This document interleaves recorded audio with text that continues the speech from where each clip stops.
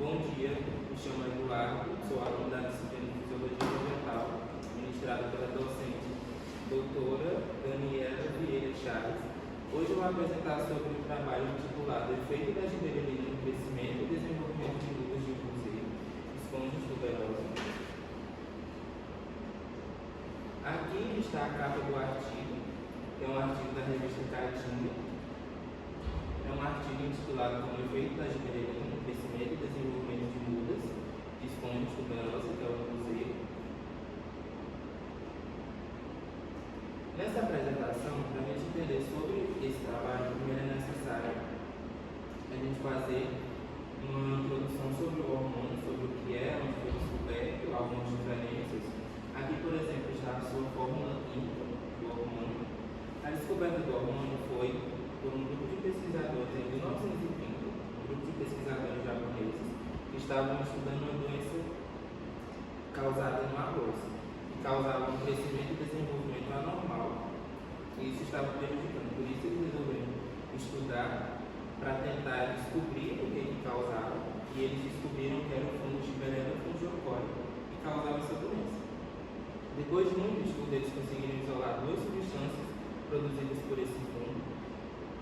E isso, depois de anos sendo estudado, deu origem ao hormônio chamado giberelina.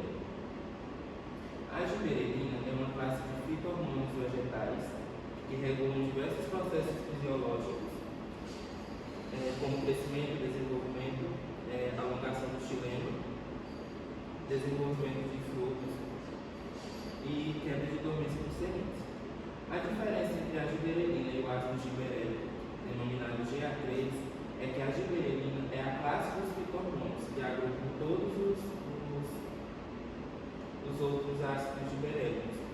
Porque cada giberelina que foi descoberta foi nomeada como GA3, GA4 ou assim sucessivamente, de acordo com a ordem que foram descobertas. E uma curiosidade é que atualmente são conhecidos 125 giberelinas. Aí a diferença é que a giberelina é a classe do fito-hormônio. O ácido giberellico está contido na classe, então ele é uma parte desse conjunto. Aqui também é necessário que a gente entenda um pouco sobre a percepção, sobre como o mecanismo do hormônio funciona propriamente dito. O mecanismo geral de ação dos hormônios se dá por três passos: a percepção do sinal, a transdução e amplificação do mesmo, e a resposta propriamente dita final. Aqui, no ambiente, a planta percebe, pode ser mudanças climáticas ou algum ataque de algum patógeno, de algum predador, e aí ela percebe o sinal, ela transduz o sinal, o que aquele sinal quer dizer para ela vai amplificar ele, para que ele possa ser amplificado e causar a resposta final propriamente dita.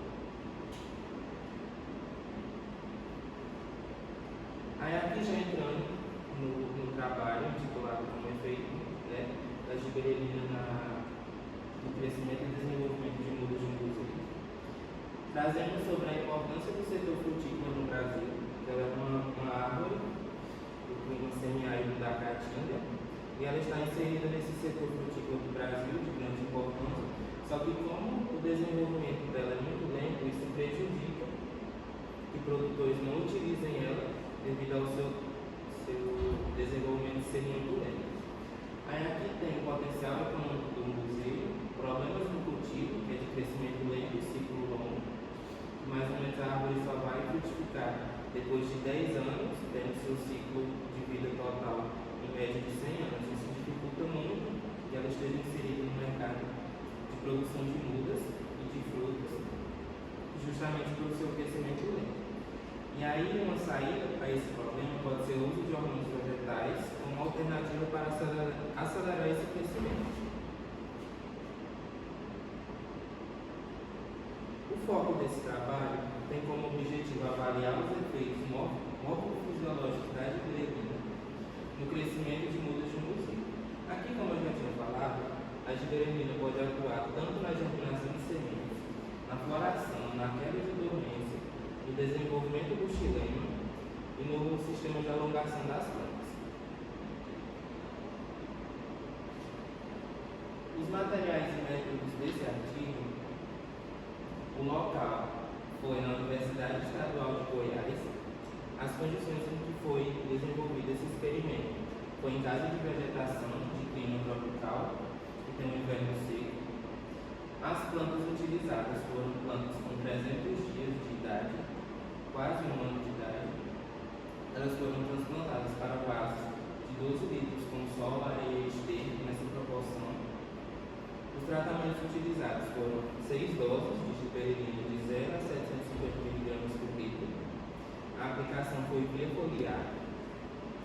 E essa avaliação do experimento foi depois de 30 dias. Depois da aplicação, esperou-se um tempo de 60 dias para a hormona agir. E depois disso foi feita a avaliação para saber a resposta fisiológica da planta. Por planta foi aplicado cerca de 30 ml da solução de cada dose de giberelina. Foi cerca de 30 ml por planta. Aqui, as variáveis avaliadas estão nelas incluídas a altura da planta, diâmetro do caule, número de folhas e área foliar. Também foi feita a massa seca, tanto de raiz, caule e folhas, a presença de clorofila, o aumento da clorofila e carotenoides, comprimento de raiz e xilopódio. Xilopódio é uma estrutura de armazenamento tanto de água quanto nutrientes em plantas de clima seco. Elas desenvolvem essa estrutura para armazenar água e seus nutrientes. A área foliar específica e densidade estomática também foi avaliada no experimento. Já os resultados tivemos como o ácido giberélico aumentou tanto a biomassa vegetal, a altura e diâmetro do caule, o número de folhas e a área foliar. A ação de expansão celular é como o hormônio age. Temos que a dose máxima de efeito do hormônio foi 415 mg por litro. Após isso, teve resultados negativos, alguns resultados piores do que o controle, ou seja, a dose máxima é 415 mg. Se passar disso, vai ter um efeito rebote. A planta não vai se desenvolver da forma necessária. Aqui estão os gráficos de resultado. A figura 1 mostra uma equação para biomassa, o sistema de desenvolvimento da planta em geral. E aqui a gente observa nesses 4 gráficos que a dose ideal em todos eles está entre 300 a 450 mg. E que aqui a gente observa que depois disso, essa parábola tende a cair, indicando que o desenvolvimento, seja da área foliar, do tamanho da planta, ou da biomassa, está sendo prejudicado depois de uma certa dose. E essa dose está em cerca de 300 a 450 mg por litro. Os outros resultados na fisiologia da planta tivemos como aumento da clorofila, os carotenoides e comprimento da raiz. A importância do aumento da clorofila é que se aumenta a clorofila, aumenta a taxa de fotossintética da planta e isso influencia diretamente no seu desenvolvimento e crescimento. O comprimento da raiz também ajuda que a planta possa se estabelecer mais adequadamente ao ambiente e absorver assim mais água e nutrientes, influenciando diretamente no seu desenvolvimento. E esse hormônio de giberelina também tem ação conjunta com outros hormônios, como a auxina e citocinas. Esses 3 juntos trabalham tanto no desenvolvimento da planta, entre diversos outros fatores que afetam diretamente o seu crescimento. E também teve como resultado o efeito da redução de hormônios inibidores como o ABA, que é o ácido carboxílico, e o etileno. E também o aumento de estruturas de armazenamento de água e nutrientes, que são os xilopódios, como eu já tinha falado anteriormente. Aqui tem a segunda figura de outra equação de regressão, só que dessa vez para a clorofila. Clorofila, carotenoides, comprimento a gente observa novamente que a dose certa está inserida entre 300 a 400 miligramas por litro. Depois disso, a planta tende a responder de maneira contrária ao que se espera, tanto na concentração de carotenoides, de clorofila, de área foliar, seja de biomassa, ou de presença e aumento dos xiloporos, todos esses tendem a responder de maneira semelhante, ou seja, a dose certa está inserida entre 300 a 450 miligramas por litro.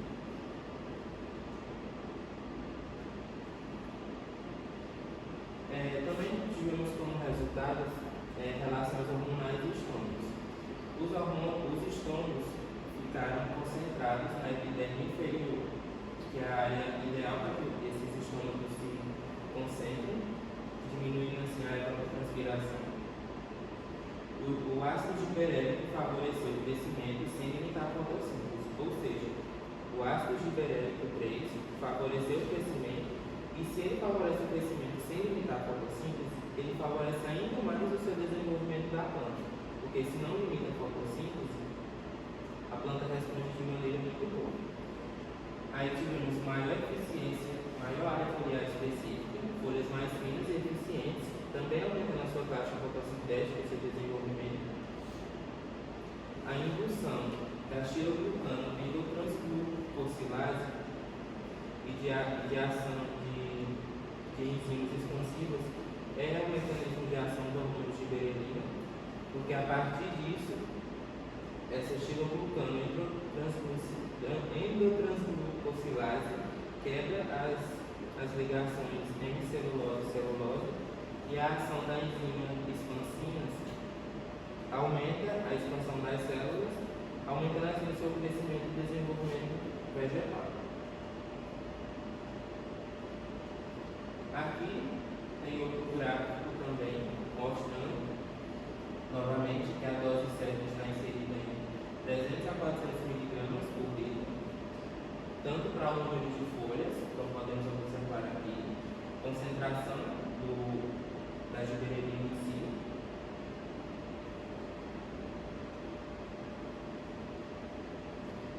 aí os resultados foram analisados por análise estatística, como regressão linear e quadrática, análise de componentes principais, que é o PCA, um método bastante utilizado em diversos experimentos. Essa análise de PCA, ela busca separar por grupos os seus principais componentes. Os melhores resultados foram agrupados entre 150 a 400 miligramas por litro. Também tivemos como análise estatística a regressão múltipla da biomassa, para saber se essa biomassa era influenciada por qual fator, por área foliar, diâmetro do caule ou por razão de massa e raiz. E essa regressão múltipla é justamente para avaliar a biomassa não como fator principal, mas para saber qual desses outros fatores influenciavam no armazenamento de biomassa na planta. A análise de componentes principais, PCA, separou em dois grupos. Um grupo entre 0, 600 e 700 miligramas por litro e outro grupo de 150, 300 e 400 miligramas por litro. E esse foi o grupo onde tiveram os melhores resultados de crescimento e desenvolvimento da planta. Isso mostra que essas menores doses causavam uma melhor resposta na planta, trazendo assim como essas doses muito altas ou muito baixas eram piores do que o controle, ou seja, elas não tiveram resultado bom, elas tiveram resultado do rebote, ou seja, eles foram tão ruins, que era melhor não usar, ou então usar uma dose adequada, entre 150 a 400 miligramas, sendo a dose ideal 415 miligramas por litro. Como já falei, uma dose muito alta, de 750 miligramas por litro, era pior do que o controle, ou seja, a ação do ácido gibberellico não causava benefícios à planta, e sim malefícios. Aqui tem uma tabela mostrando um modelo de regressão múltipla usado para avaliar o efeito foliar, diâmetro do caule,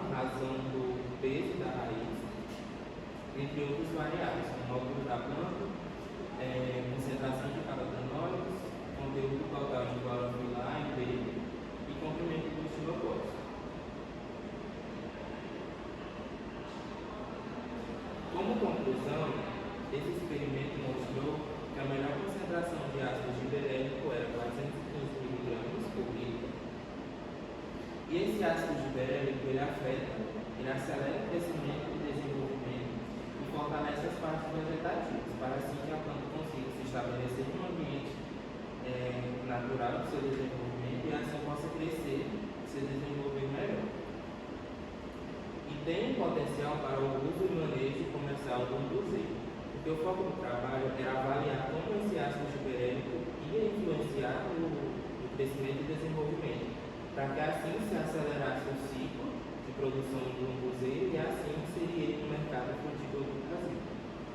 O maior direcionamento de fotoassimilados para a raiz fez com que, se você imaginar que o direcionamento de todos os fotoassimilados da fotossíntese, devido à maior taxa de área fotossintética, sejam todos a maioria levada para a raiz, a planta expande seu sistema radicular, emite raízes mais profundas e fortes, fazendo com que ela aumente a absorção de água e nutrientes, e isso influencia totalmente no seu desenvolvimento.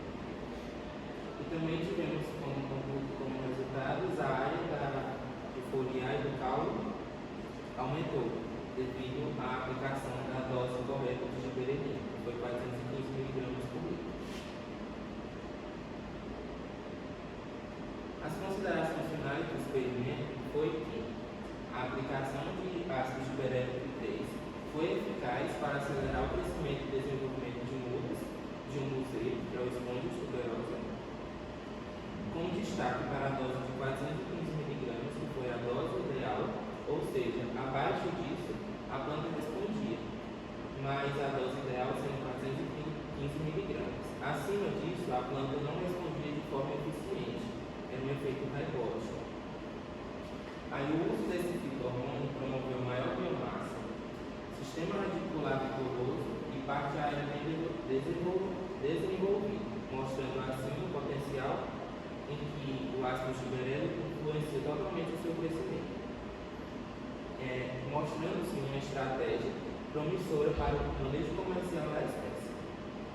Além de inibir a ação de hormônios como o etileno, que está responsável por amadurecimento dos frutos, e também do água, que é o ácido abscísico, e promover o efeito sinérgico entre outros fito-hormônios, como auxinas e gibberelinas. Esses três hormônios em conjunto mostraram sim um efeito sinérgico, que é um efeito aditivo, um efeito melhor, e que eles atuaram como em conjunto para melhorar o crescimento e desenvolvimento das mudas de umbuzeiro.